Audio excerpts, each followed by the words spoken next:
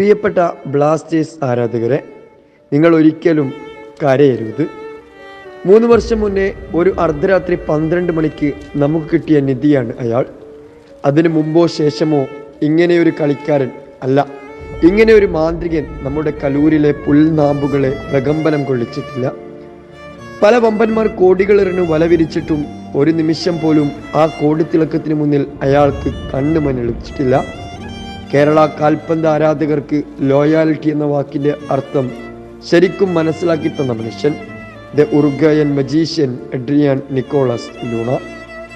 ഇത്രയും കാലം ഞങ്ങളെ അയാൾ ആനന്ദിപ്പിച്ചു, സന്തോഷിക്കാൻ ഒരുപാട് മുഹൂർത്തങ്ങൾ സമ്മാനിച്ചു. എന്നാൽ ഇപ്പോൾ കാര്യങ്ങൾ അത്ര സുഖകരമല്ല എന്ന് വേണം പറയാൻ. ഇത്രകാലം വിശ്രമമില്ലാതെ ഓടിയ അയാളുടെ കാലുകൾക്ക് തളർച്ച വന്നിരിക്കുന്നു. ഒരിക്കലും ഞങ്ങൾ പറയാൻ ആഗ്രഹിക്കാത്ത ഒരു വാക്ക് നമ്മൾ ഏവരും പറയാൻ നിർബന്ധരായിരിക്കുന്നു. അതെ, we miss you Luna. Luna ഇല്ലാത്തൊരു ലൈനപ്പ് ചിന്തിക്കാൻ പോലും കഴിയാത്തവരാണ് നമ്മളേവരും. എന്നാൽ ഇനി അങ്ങോട്ട് കുറച്ചു കാലം അങ്ങനെ നമ്മൾ ശീലിച്ചേ പറ്റൂ. ഉൾക്കൊള്ളാൻ ബുദ്ധിമുട്ടാണ്, പക്ഷേ ഉൾക്കൊണ്ടേ പറ്റൂ. ഇന്ന് സോഷ്യൽ മീഡിയയിൽ അയാൾക്ക് പകരം പല വമ്പൻ പേരുകളും തെളിഞ്ഞു കാണുന്നു. പക്ഷേ ഒരു കാര്യം മാത്രം പറയാം, എത്ര വലിയ പ്രൊഫൈലുള്ള താരമായാലും ആരും അയാൾക്ക് പകരമാകില്ല. പ്രിയ ആരാധകരെ, ഈ നിമിഷവും കടന്നു പോകും.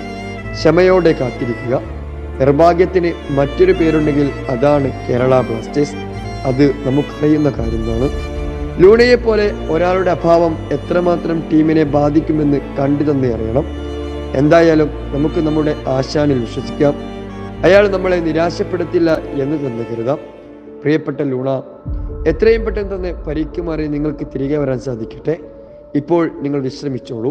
ഇതിലും ശക്തിയായി നിങ്ങളുടെ തിരിച്ചുവരവാനായി ഞങ്ങൾ ഏവരും പ്രാർത്ഥിക്കുന്നു. We miss you Luna.